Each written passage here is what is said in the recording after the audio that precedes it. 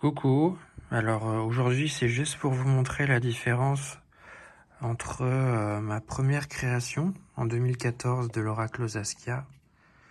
Donc ça c'est la boîte, la finition est pas du tout la même.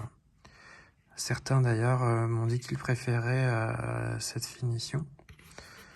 On voit que la qualité est au rendez-vous, c'est verni, c'est vraiment le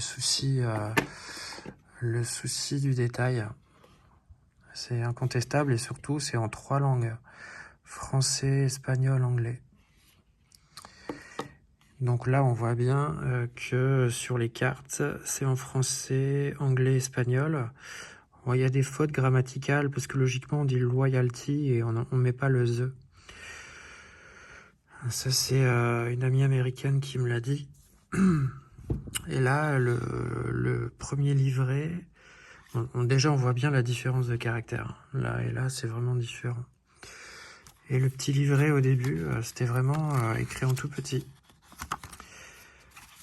Donc pour certains, c'était un peu compliqué, mais la plupart des jeux qui sont fabriqués, c'est comme ça. Hein. Enfin bref.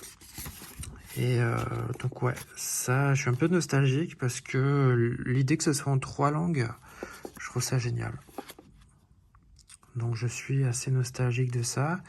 Et malheureusement, l'éditeur l'a fait que en français.